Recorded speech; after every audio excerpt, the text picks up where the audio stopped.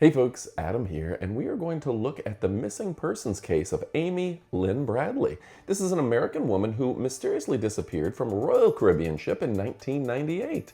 She was on vacation with her family, all in the same room, and suddenly she just disappeared somewhere between 5 and 6 a.m. in the morning. We're going to go ahead and break this down, hopefully guide you through the mystery, give you some suggestions and thoughts, and hopefully some insider information that you've never heard before. So folks, we're going to give you an introduction to the story. Vanished at sea. What really happened? Who was Amy Lynn Bradley? We're going to look at the cruise and the final night on the Rhapsody of the Seas, one of Royal Caribbean's largest and most luxurious ships of the time. We're going to talk about the disappearance and the search. That's her mom behind us on screen. The theories, the sightings, and of course the investigations leads and some of the unfortunate dead ends. Folks, we're going to also cover the legacy and the unanswered questions of Amy Lynn Bradley and her disappearance. So folks, let's go ahead and check it out. We're going to kick it off right about now. So first and foremost, who is Amy Lynn Bradley? Born in 1974, May 12, 1974, she's a resident of Petersburg, Virginia, and her parents are Ron and Iva Bradley. She grew up in Chesterfield County. She's outgoing, athletic, and very close to her family. Her entire family, in one room, went and took a cruise on Rhapsody of the Seas with Royal Caribbean. She played basketball on scholarship at Longwood University, earned a degree in physical education, and before her disappearance, she was preparing to be a lifeguard and maybe start a new career in computer consulting. So why is it important that she was going to be a lifeguard? Well, some people on this cruise said she may have jumped off the ship, wanting to prove that she could swim to shore faster than the cruise ship could get there. And we'll talk about that and if that's a reliable story, if there's any credibility to that. Her last moments, of course, were on the Rhapsody of the Seas, where she embarked in March 1998. The March 23rd ship she was on board, it had a Mardi Gras theme, and she went drinking, and we'll go into that here in a moment. At the time of her disappearance, she was about 5'6", 120 pounds, with short brown hair and green eyes. She had a distinctive Tasmanian devil tattoo, spinning a basketball on her shoulder, the sun on her lower back, a Chinese symbol on her right ankle. She also had a navel ring, and those are very key aspects to potential sightings associated with this young woman. The cruise ship she was on was called the Rhapsody of the Seas, and it was one of Royal Caribbean's most magnificent ships. It had launched in 1996 and officially began service in 1997, just a year before Amy's disappearance. It's 915 feet long and has a gross tonnage of about 78,878 tons, and it carries approximately 2,400 passengers and 765 cruise members. Why is that important? Because it's a really big ship. It was one of the world's largest ships at the time of the disappearance, and when it comes into port, you're going to have a lot of people pouring into port, which confuses things. It's a little bit harder to search because it's so large. And, there's just going to be a plethora of people coming onto the shore on that day. So there's going to be potential for a lot of stories of people saying, I think I saw Amy. All right, so the Rhapsody of the Seas frequently sailed to Caribbean destinations, including Aruba, Puerto Rico, etc., and was really just one of the more beautiful brand new ships with live music, dancing, and she was last seen at one of the dancing venues on the ship before she vanished. There are closed caption protocols for TV on the ship, but unfortunately in 1998, some of the video on the ship was pretty minimalistic. Nowadays, they'll have cameras that run up and down the sides of the ship, so if somebody does seem to fall off, they are checking that. And unfortunately, when Amy disappeared, there was no video footage from the sides of the ship, so there was no actual indication whether she had fallen or jumped off the ship. All right, folks, now we're going to go into details of the party night, the evening theme for the night before she disappeared. At 8 p.m., The Bradley family attended a dinner on board the Rhapsody of the Seas together. From 9 to 10 p.m., her and her brother went to the ship's club and lounge with a Mardi Gras themed party. Then Amy was seen dancing and drinking with other passengers on the ship with the band called Blue Orchid. Now, she spent a lot of time with Alistair Yellow Douglas, who was the band's bass player. She was photographed by the ship's staff in the lounge area and various festivities, and it was confirmed with a lot of passengers that she just had a great night, and there was nothing to worry about on that particular night. But that bass player she spent a lot of time with did come into question, particularly on the Netflix documentary, because what was she doing with a staff member? Oftentimes fraternization is frowned upon within Royal Caribbean. And, obviously she disappeared the next night. What could have happened? People should ask this person, Alistair Yellow Douglas. Fast forward a few hours, it was kind of the night before, now it's the morning of that all this happens. At 1 a.m., her brother and her, Bradley, seen here, decide to leave the nightclub and go to the cabin. She goes out on the balcony to smoke a cigarette, and she and her brother just chat on the balcony, have a good night. This lasts till about 1:30 a.m., and they kind of wind down after the nightclub. Now, according to her father, the bar bill included that she had drank about 7 light beers that were on her bill. I don't know if anyone else bought her drinks that night. And her brother and her sat on the balcony saying that they had a good night and they went to bed. Okay, so next is between 4 and 5 in the morning. A member of the band, Yellow, reported he saw Amy again on the upper deck near the elevator, though his sighting's been disputed. So here we've got kind of a discrepancy. He says he saw her again that night. No one else has said whether or not that's true. So there's a question mark. What happened? Let's look at that, and we'll go back. We'll put a note in that. We'll come back to it.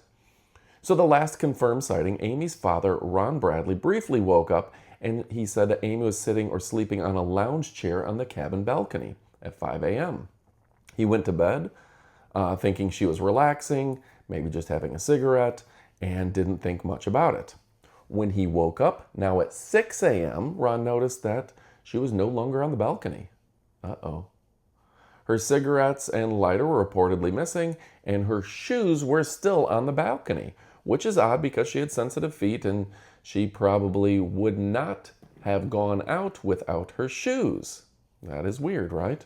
So the family searched the ship, notified the crew, and kind of nothing was immediately done about it. They said, okay, our daughter was on the balcony at 5, she was gone at 6. They don't know this yet, but a band member says he saw her out and about, but where did she go? Of course, some speculation that maybe she somehow climbed on the balcony, fell off the ship. They don't think that she was in a depression or anything, so they don't think she would have done that on purpose. So there's no signs of bad activity there, and nobody had reported a fall or a disappearance. There's no screaming, nothing accordingly. So a lot of people say that she was afraid of ocean water, but other people have reported that maybe she had said that, I could swim all the way back. I have no problem with that. And then, of course, there are people that say, well, she could have gone to Curacao. She could have snuck off the ship. She could have been dragged off the ship. She could have been abducted. She could have been taken by the crew.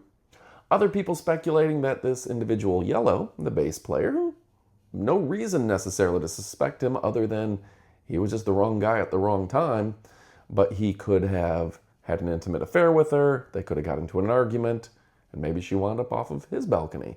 But again, there's no particular cruise footage that would indicate that. There's no security camera footage that indicate that. And I'm going to stop here for a moment, and I want to really stress that I feel like this individual, Alistair, Yellow is his nickname, should not even be in the Netflix documentary.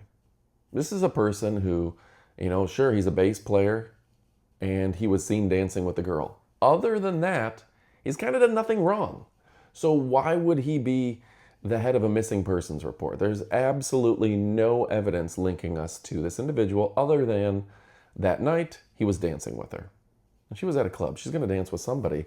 I hate to see that this guy's life was ruined just because she turned up missing. So the family went to the cruise line and they said, hey, our daughter is missing. This was the cruise director. And immediately the cruise line said, well, okay, look around for her for another 30 minutes. She's probably around here somewhere. And if you don't find her, we'll make an announcement. But they didn't want to make an announcement at 7 in the morning when she first was missing. Family's been very critical of that. And I would love to hear from you guys as you click that subscribe button and as you comment.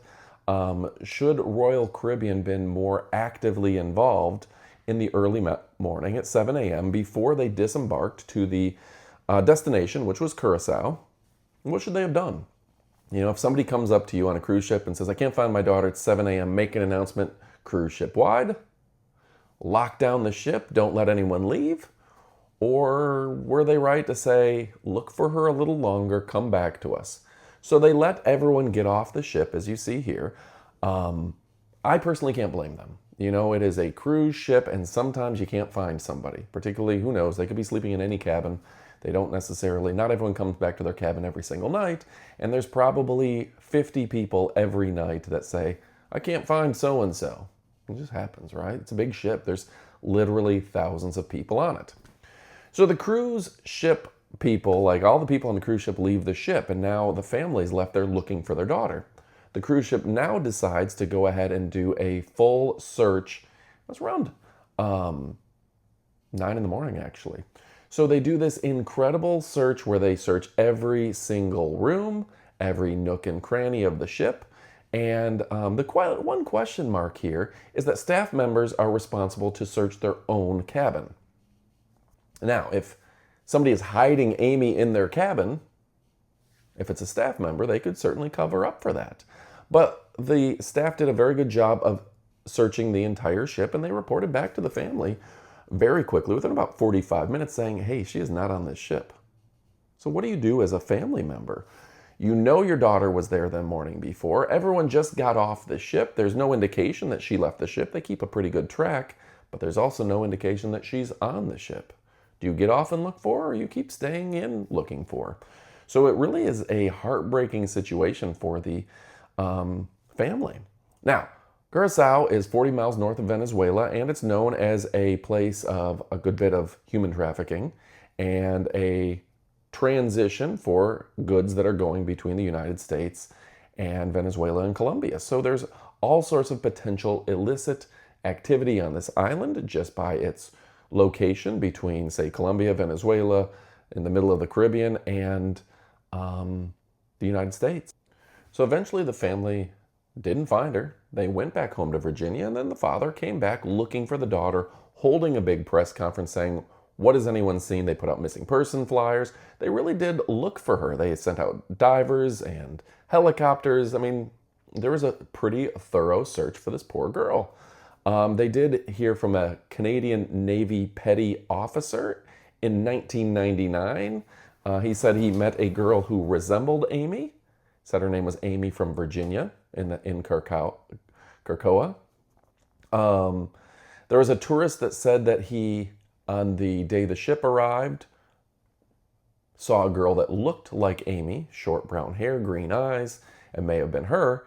And at least one cab driver has said, well, maybe we've seen her. So there's a few people that have claimed that they've seen this girl, but honestly, statistically speaking, you can't always trust an eyewitness report of, I think I saw that girl from the picture. Particularly if you put out thousands and thousands of flyers and everyone says, look for this girl, inevitably you're going to get a few people saying, maybe we saw her. So one of the more telling portions here is that no security cameras on Rhapsody of the Seas, which does have plenty of cameras, even in 1998, were able to capture any images of Amy leaving the ship. So if she left, she probably did not leave the ship on any of the standard disembarkment banks, what they call choke points. In security, they try to get everyone to leave through the same 1 or 2 exits, record that. You have to scan your ID or your onboard passes. So anybody leaving the ship would have had facial recognition at this point, or at least a camera that would have said, okay, we saw this girl.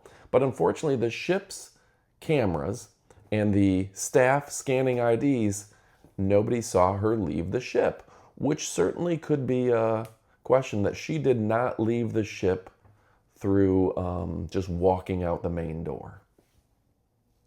Now, one of the big problems here is that obviously our FBI has limited jurisdiction in this area. The Netherlands, this all falls under Dutch civil law, so that's a question mark. And we also have to just question the ability to do an investigation on a ship that is in the seas. And then as soon as everyone gets off when they got back, how do you question anyone? It's a very difficult situation here for the FBI to get involved. Those cruise ships are very, very difficult in situations like this. Now, on top of all of that, in 2005, there was an adult website with a photo allegedly taken in Curacao of a woman that looked like Amy. So one theory suggests that she was kept hidden on the island for many years and moved through it, and then eventually sold into trafficking. Folks, I would very much appreciate if you click that subscribe button to see more of our documentaries and travel discussion. Go ahead and click the like video if you like this video so far, and leave us a comment because we would love to hear your theories and thoughts on this very tragic case. Amy's family repeatedly visited the island multiple times, distributing flyers, talking with local law enforcement, working with the local FBI, which had a group there. You can see this was the agent working on the case. And they worked with the media, including Dr. Phil and America's Most Wanted, to hopefully find this young woman. They've done a great job of attracting international attention to try to bring the most coverage to hopefully help solve this case. So let me go ahead and recap the most common theories. First off, human trafficking and abduction. A lot of people say that they've seen her since this occurred, at least several. People matching her description. U.S. Navy officer saying he's seen her. The 2005 photo that is in question on a website. The supporting clues would be that she left behind shoes, but not her cigarettes or lighter. And there's a lot of potential for her human trafficking on this island. And she was last seen on the ship. So there's certainly potential for human trafficking. The second theory is obviously a voluntary disappearance. This is less supported by the family or the FBI, saying that she might have just run away. And people do that sometimes, and you don't know what their motives are. But this is less supportive just because she was, she had no particular reason. She had never shown any desire to leave or run away. And this would be supported by a lack of physical evidence that she just wanted to start her life anew. But she had a pretty good night, so that seems less likely.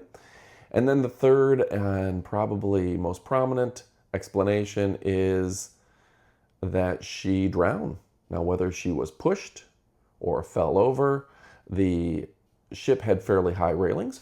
Also, anybody who's drunk and anyone who's been on the back of a cruise ship knows sometimes you want to see if you can climb over to the next balcony, or you think you see something, or you want to, I don't know, put your feet over the side rails. This was a fairly high railing, but there was a table, a small table that she could have easily climbed up on and either use that to get on top of the railing or use that and then sat on the railing. And if she's drunk, she certainly could have slipped. And that is, particularly since she was barefoot and last seen in the balcony, a leading candidate for what may have happened. Folks, of course, this is truly a tragic situation. You have to feel for her father and her family in this. You can give them a big round of applause for the efforts that they've put in to try to protect this girl and everything that they've done accordingly. A beautiful family, a beautiful girl. There's the mother and father, and I don't think anybody in that family is to blame here. I think and any time you have a situation like this, the first suspects are who's seen her last and who's closest to her. That was her brother, her father, and her mother. And they clearly are very caring individuals that have not shown any suspect behavior. They've been nothing but upstanding people in this investigation. Again, when you look online, the top 5 theories: human trafficking, crew involvement, accidental drowning, voluntary disappearance, or is she unalived herself. I really have to put my personal opinion on this, is that accidental drowning. Unfortunately, you're on a cruise ship and people, they sit on the edges of rails, they slip, they have a few too many drinks. This is before selfies, but people will take a weird selfie, or people will think they can climb to the next balcony, whatever it may be. Accidental drowning is certainly, to me, the most obvious solution in this case, and that's really unfortunate. A wonderful person, I'm sure, and I'm sure she's missed by her family. I think this is a good reminder that no matter where life takes you, to stay curious, stay kind, and keep exploring. It's a world full of wonder, and live every moment to its fullest. It's a beautiful ship and a beautiful family, and we obviously wish them the best of luck. We hope they find their daughter for sure. Folks, my name is Adam. We hope to bring you travel adventures, discussion, stories, and things from all around the world. We hope you click that subscribe button and click like. We do appreciate you. Hopefully this has been an educational video for you. You can also check out the story on Netflix, because they have the entire documentary available to you. But I hope this gave you a little more concise summary of what we believe happened. Thank you again for joining us. Thanks for watching, and goodbye, my friends.